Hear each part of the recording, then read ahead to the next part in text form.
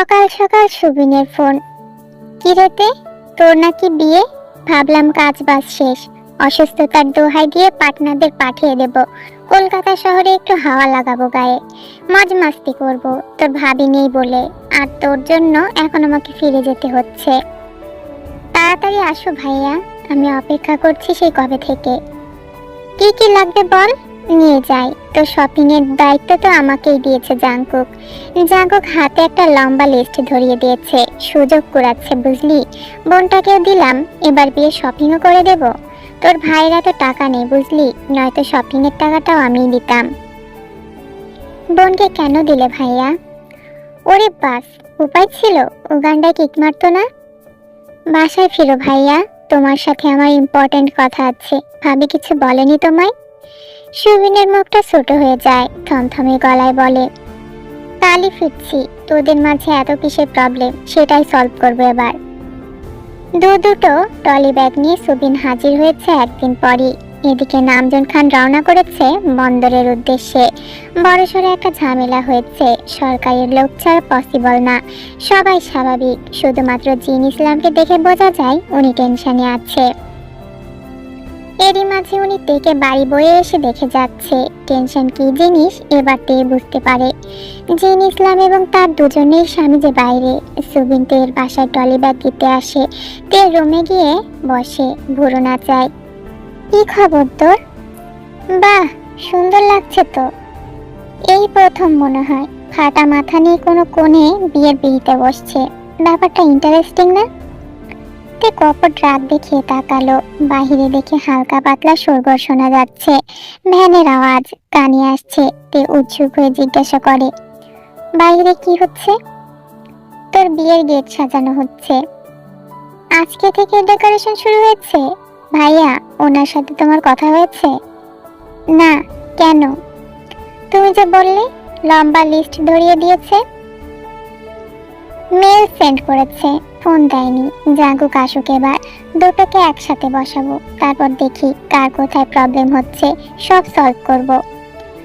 সেসব করতে হবে না, তুমি শুধু আমার কয়েকটা প্রশ্নের উত্তর দাও, তাহলে সব প্রবলেম সলভ হয়ে যাবে। কি প্রশ্ন?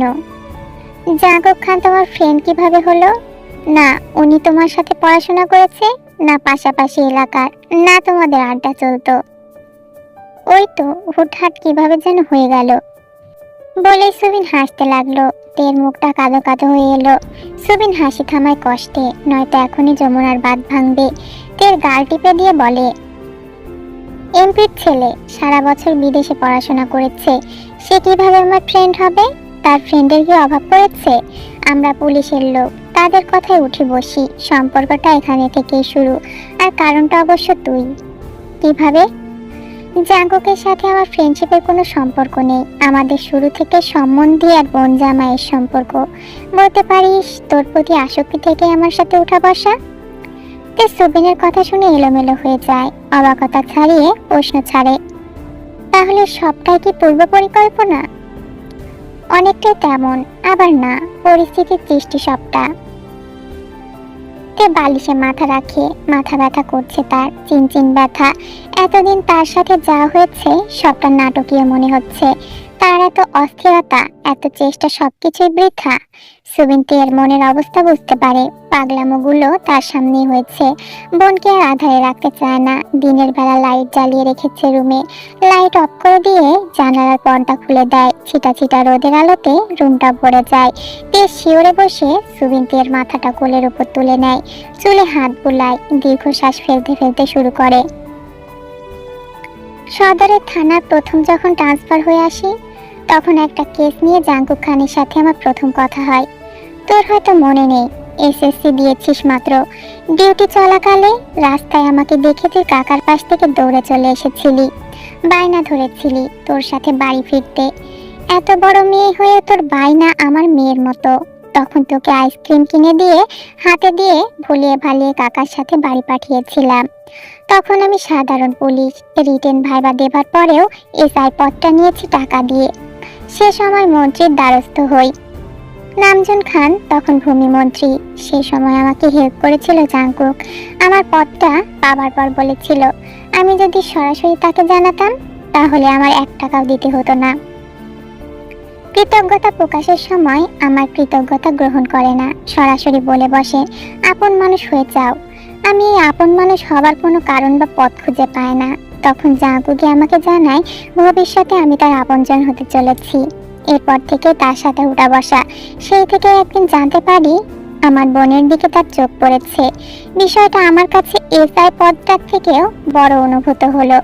আমি এই সুযোগ মিস করতে চাইলাম না। একবার মন ঘুরে গেলে তারপর আর চাঁদে হাত বাড়ানো পসিবল হবে না। বাবার মাধ্যমে কাকাকে কোনোভাবে রাজি করালাম, প্রস্তাব দিয়ে বসলাম, কিন্তু সেই প্রস্তাবে রাজি হলেন না সেই বাড়ির লোকজন। নামজন খান বিভিন্ন রিজন দেখিয়ে দিলেন, মেয়ে অনেক ছোট, জাঁকুকেরও কোনো আগ্রহ দেখা গেল না। প্রত্যাখ্যিত হয়ে আমি জাঁকুকের সাথে উঠা বসা কমিয়ে দিলাম।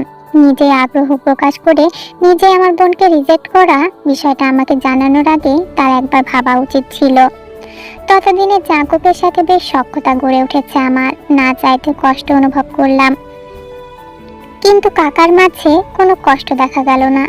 কাকা এমনিতেও তোকে বিয়ে দিতে চায় না, অনেক কষ্ট করে রাজি করানো হয়েছিল, জন্যই খান বাড়িতে প্রস্তাব রেখেছে। কয়েক মাস পর হঠাৎই একদিন জাঁকুক নিজে থেকে আমাকে ফোন করে, আমাকে বলে, তোর বোনের সাথে ছেলেটাকে আমার সহ্য হচ্ছে না, এটাকে দূর কর। তোর বোন আজ হোক কাল হোক শুধু আমারই বউ হবে, অন্য কারো না। মোফাজ্জল মামার ছেলেটাকে যখন আত্মীয়তার দোহাই দিয়ে তোর সাথে বাঁধতে চেয়েছিলেন, তোর মনে আছে? আমি তখন রাগে ফেটে পড়ি। জাঁকুকে সরাসরি জিজ্ঞাসা করি, সে কেন এখনো তোর পিছন ছাড়েনি? সে কি চায়? সে আমাকে জানালো তোকে চায়, তোর পড়াশোনা অবধি অপেক্ষা করতে চায়। আমি যেন কাকাকে রাজি করিয়ে নিই। আমার পক্ষে এটা তখন অসম্ভব। কাকাকে রাজি করানোর চেষ্টা বাধ্য হয়ে করি, কিন্তু কাকা আর রাজি হয় না, বরং আমাকে বলে যখন রিজেক্ট করেছে তখন ওই ফ্যামিলিতে মেয়ে বিয়ে দিবে না। কাকার কথায় আমারও তাই মনে হয়, তোকে যেহেতু লাগবে তখন রিজেক্ট করে দিল কেন? জাঁকুকের সাথে আমার দ্বন্দ্ব সৃষ্টি হয়, কিন্তু তখনও আমার অনেক কিছুই অজানা। বিয়ের প্রস্তাবের নামে হয় বোঝাপড়া। কাকা মোটেই চান না তখন মেয়েকে বিয়ে দিতে, যেহেতু জানতে পেরেছেন জাঙ্গুক নিজেই তোকে পছন্দ করেছে। তখন কাকা এমন এমন কিছু শর্ত জুড়ে দিয়েছে যে এমন শর্ত মেনে কেউ কখনো বিয়ে করবে না। জাঙ্কুকের পরিবারও মানতে পারেনি। কি কি শর্ত অ্যাকচুয়ালি দিয়েছে তা আমার ধারণা মাত্র যে তোকে শ্বশুর বাড়িতে হয়তো পাঠাবে না, বাড়ির বউ বাড়িতে থাকবে না, ঘর জামাই থাকবে, তা আবার খান বাড়ির ছেলে। এটা কেউ অ্যালাউ করেনি। জাঙ্কুকও বুঝতে পেরেছিল ব্যাপারটা অনেক হ্যাসেল হবে, জল ঘোলা করে কি লাভ, ভালো লাগা কিছুদিন পরেই কেটে যাবে। জাঙ্কুক খান হ্যাভ ম্যানি অপশন। একজন প্রাপ্তবয়স্ক ছেলে যার কোনো পিছুটান নেই, সে কেন ভালো লাগা নিয়ে পড়ে থাকবে? পথে ঘাটে এমন ভালো অনেককে লাগে, ভুলেও যাওয়া যায়, কিন্তু তোকে ভোলা সম্ভব হয়ে ওঠেনি। জাঙ্কুক তোকে ভুলতে পারেনি, বরং তোকে যখন ডেইলি কলেজে নিজের চোখের সামনে দেখতে লাগলো তত উইক হয়ে গেল, নিজের কন্ট্রোল হারিয়ে ফেললো, বলে দিল ওর তোকেই চাই। কাকার কাছে একের পর এক লোক পাঠাতে লাগলো। কাকাকে মানাতে সবাই ব্যর্থ। ব্যাপারটা নামজন খানের ইগোতে লেগে গেল। জাঙ্কুককে কড়াভাবে নিষেধ করলেন। বড় ছেলের চিন্তা বাদ দিয়ে জাঙ্কুককে বিয়ে দেওয়ার জন্য তখন উঠে পড়ে লাগলো। জাঙ্কুক তার জায়গা থেকে এক চুল বিন্দু নড়ল না। বিয়ে যদি করতেই হয় তোকে করবে, 1 ঘন্টাও যদি সে বিয়ে টিকে থাকে তাহলে বিয়ে করবে। লোক পাঠানো বাদ দিয়ে নিজেই উপস্থিত হলো কাকার কাছে। বিভিন্নভাবে কনভিন্স করার চেষ্টা করে গেল, কাকা কানে নিল না। তোকে নিয়ে শুরু হলো দুজনের মধ্যে দ্বন্দ্ব। ইলেকশনে সর্বদা ব্যস্ত জাঙ্কুক, তোর কথা মনে হলে চলে আসতো কাকার কাছে, হাত ধরে বসে থাকতো, তোকে চাইতো। কাকার পাশ থেকে তোকে দেখাশোনার দায়িত্ব নিয়ে নিল। কাকা জানতো জাঙ্কুক কখনো তোর ক্ষতি করবে না, হতেও দিবে না, এতে তারই লস। তাকে ইমপ্রেস করে যে জিতে নেবে সে উপায়ও নেই। বাপ ভক্ত মেয়ে হয়েছিস, বাপের কথার এক চুলো বাইরে নড়বি না। নিজেও ঠিক করে ফেলেছিস বিয়ে টিয়ে কিছু করবি না। ইলেকশনে দুর্দান্ত গন্ডগোল হলো, জেলে আটকা পড়লো জাঙ্কুক, যদিও আধা ঘন্টার মধ্যে বেরিয়ে এসেছে। এসব দেখে শুনে কাকা আরো জেদ করে বসলো। বেপরোয়া লিডার জাঙ্কুকের কাছে মেয়ে কোনোভাবেই দিবেন না। জাঙ্কুককে কখনো খারাপভাবে ইগনোর না করলেও এবার জাঙ্কুককে মোটেই ছাড় দিলেন না, কড়াভাবে অপমানিত করে ছাড়লেন। হুঁশিয়ারি দিলেন, খবরদার আমার মেয়ের আশেপাশে আসবে না। কোনো বেপরোয়া রাজনৈতিক লিডারের কাছে আমি কোনোদিন আমার মেয়ে বিয়ে দেব না। জাঙ্কুকও চ্যালেঞ্জ ছুড়ে দেয়, এক রাতের জন্য হলেও আপনার মেয়েকে আমি বিয়ে করব। আমি ব্যতীত কেউ আপনার মেয়েকে ছোঁয়ার সাহস অবধি পাবে না। এরপরে জাঙ্কুক কখনো যায়নি তোর জন্য রিকোয়েস্ট করতে। নীরবে সংঘাত চলেছে দুজনের মধ্যে। তোর সামনে কখনোই পড়েনি জাঙ্কুক, দূর থেকেই তোকে দেখে গেছে। মাঝে মাঝে যখন বুকে তীব্র যন্ত্রণা হয়েছে, আমাকে সামনে বসিয়ে একের পর এক সিগারেটের ধোঁয়া ছুড়েছে, তবুও শান্তি পায়নি। কি যে ছটফটানি, আমি সহ্য করতে পারতাম না। বাড়ি ফিরে তোর ভাবিকে বুকের মধ্যে চেপে ধরে রাখতাম আর ভাবতাম, তোর ভাবিকে যদি না পেতাম তাহলে আমিও আর জাঙ্কুকের মতোই এক ব্যর্থ প্রেমিক হিসেবে পরিচিত পেতাম। আমার ধারণা ঠিক হলো। আমিও জানতে পারলাম তোকে বিয়ের শর্তগুলো। যখনই অনুর সাথে তোর বিয়ে পাকা করতে গেলাম, কাকা শর্ত বসালো, তুই কাকার কাছে থাকবি, চাকরি করবি, সংসারে কোনো কাজে হাত লাগাতে পারবি না, স্বাধীনতা লাইফ লিড করবি। তখন বুঝলাম এই শর্তগুলো দেওয়া হয়েছিল নামজন খানকে। তিনি সাথে সাথে রিজেক্ট করে দিয়েছিলেন। ইউনোর সাথে বিয়েটা জাঙ্কুকের কাছে সুযোগ হয়ে ধরা দেয়। কৌশলে তোকে বিয়ে করে, কিন্তু কাকার সাথে নীরব যুদ্ধটা চুপি চুপি লেগে আছে। বাইরের মতো সখ্যতা থাক, জাঙ্কুক সেজন্যই চায় না তোর কাছাকাছি থাকতে। ঘর জামাই করতে চেয়েছিল জাঙ্কুককে। এরপরে কোন হিসাবে আসবে? যতটুকু আসা যাওয়া তোর কারণে। কাকার দিক থেকে কাকাকে কিছু বলতে পারবো না। একটাই মেয়ে, একমাত্র অবলম্বন, তোকে কিছুতেই আড়াল করতে চায় না, কিন্তু বাধ্য হয়ে ঠিকই পরের ঘরে তুলে দিতে হচ্ছে। কাকাকে দেখলাম মুখটা শুকনো হয়ে আছে। কাকা তোকে ভীষণ ভালোবাসে, তার একমাত্র অস্তিত্ব তুই, আর জাঙ্কুক একমাত্র ভালোবাসা। এই দুইজন মানুষ তোর জন্য প্রাণটা উৎসর্গ করে দিতে পারে। কখনো কোনোদিন এই মানুষ দুজনকে কষ্ট দিবি না। বড় হয়েছিস, নিজের সবটা দিয়ে আগলে রাখবি। জাঙ্কুক কখনোই তোকে কোনো সিদ্ধান্তে বাধা দিবে না, যদি সে সিদ্ধান্ত তোর ভালোর জন্য হয়। তুই তোকে যে জায়গায় দেখতে চাস সেখানেই যেতে পারিস। তোকে কোনো কিছুতে ফোর্স করা হবে না। ফোর্স করে কাউকে আটকানো যায় না। যদি যেত, সুগা ভাইয়ের জীবনটা এমন হতো না। জেনি তো পুলিশ হেফাজতে আছে, জানিস তো। কতদিন থেকে চলছে এসব কে জানে। যাই হোক, খেয়েছিস তো? চোট লেগেছে তোর মাথায়, সেরেও গেছে প্রায়, তো এমন দুর্বল দেখাচ্ছে কেন? ব্যান্ডেজ খুলে আনবো ভাইয়া, যাবে? খেয়ে আসছি, আমার আজ ঠিক মতো ব্রেকফাস্ট করা হয়নি। তের ব্যান্ডেজ খুলে সুবিন জিপ করিয়ে জাঙ্কুকের বাড়ির দিকে দাঁড় নেয়। ডেকে বলে, জাঙ্কুকের লাগেজটা দিয়ে আসছি, তোরটা তুই পেয়ে গেছিস? জাঙ্কুকের লাগেজটা তে নিজে নিয়ে রুমে যায়। সাজানো গোছানো রুম, যে রুমে কাটিয়েছে সে একটি রাত। এই বিছানায় ঘুমিয়েছে দুবার। তে লাগেজটা আলমারির সামনে রেখে বিছানায় গা ঝুলিয়ে বসে। চোখ বন্ধ করে দুবার শ্বাস ছাড়লো। তার ভেতরে কি হচ্ছে একমাত্র সেই জানে, অন্য কেউ তা আজ করতে পারবে না। বাড়ি ফিরে দেখে টুকটাক আত্মীয় স্বজন আসতে শুরু করেছে। তে এদের আবার বেশিরভাগই চিনে না। তে ফিরতে যিশু এগিয়ে এলো, প্রশ্ন করলো, ডাক্তার কি বললো? দেখি ঘুরে দাঁড়াও তো। তে বুঝে না কি দেখবে এরা। যিশু এর চিন্তায় তো অস্থির মুখটা দেখে তে বুকে মাথা রেখে শক্ত করে জড়িয়ে ধরলো। যিশু আরো চিন্তিত হলো। শরীর খারাপ করছে তে মা? আব্বু কোথায়? কমিউনিটি সেন্টারে গেছে। সবকিছু তো আরো বাড়ির ওপর চাপিয়ে দেওয়া যায় না। আম্মু, আমাকে ছাড়া তোমাদের খুব কষ্ট হবে তাই না? রুমে যাও, ফ্রেশ হও। কতটুকু কষ্ট হবে বলো না। তে মা, ছাড়ো তো, কাজ আছে আমার। আমার সাথে তোমরা এমন করো কেন আম্মু? যিশুর চোখে জল চলে আসে। মা সে শক্ত হতে হবে। তের সামনে আর কারা চলবে না। মা হও, তারপর নিজেই বুঝে নিতে পারবে মায়েদের কতটুকু কষ্ট। আমার ভীষণ কষ্ট হচ্ছে আম্মু। আমার আব্বু আমাকে ছাড়া কিভাবে থাকবে? আমার আব্বু তো সেদিন রাতে কাঁদছিল। আমি বুঝতে পারিনি, একদমই বুঝতে পারিনি আব্বুর কষ্টটা। এত চেষ্টা করেও তো তোমাকে রাখতে পারলাম না মা। মেয়েদের জন্মই হয় পরের ঘরকে নিজের ঘর করে নেবার জন্য। নিজের ঘর হয় পর, তোমাকে পর বলতে কোনো কিছুই নেই মা। সবই তোমার, সবই তোমার। তোমাকে নিয়ে আমাদের কোনো চিন্তা নেই মা। জাঙ্কুক তোমাকে আমাদের চেয়েও বেশি বেশি ভালো রাখবে। আমাদের যখন ইচ্ছা তখন তোমাকে দেখতে চলে যাব। তুমি চলে আসবে মন চাইলেই। শহরের বাড়িটা হয়ে গেলে একদমই কাছাকাছি থাকবো আমরা।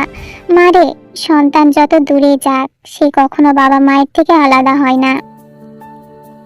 মা মেয়ে মিলে অনেক কান্নাকাটি করলো। রাতে থেকে জোর করে ধরে খাওয়ানো হলো। মেডিসিন নিতে হবে, খালি পেটে থাকা যাবে না। একদিকে বাবা মাকে ছেড়ে যেতে হবে, আরেকদিকে জাঙ্গুককে ভেবে ভেতরে ভেতরে ছটফট করলো তে। ফজরের নামাজ আদায় করে বারান্দায় এসে দাঁড়ালো। এখনো অন্ধকার ছাড়েনি। তখনই ফোন বেজে উঠলো। তে রুমের কাজিনরা আছে, আবেগের বশে আপুর সাথে থেকেছে আজ। তে দৌড়ে এসে ফোন তুললো। শব্দে ওদের ঘুম ভেঙে যেতে পারে। অন্তর ঘুম একদমই পাতলা। স্ক্রিনে ভেসে উঠলো খান সাহেব। এত ভোরে? তের বুক জোরে জোরে ওঠানামা করতে লাগলো।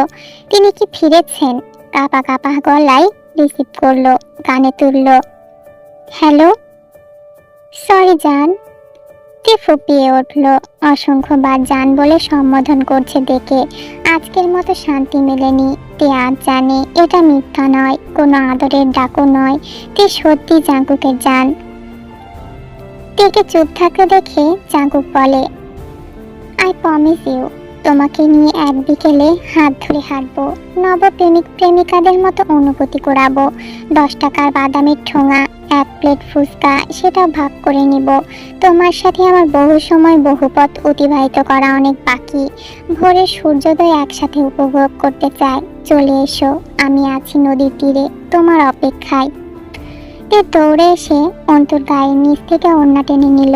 গায়ে পেঁচিয়ে নিয়ে আয়নার সামনে দাঁড়িয়ে হু হু করে কেঁদে দিল।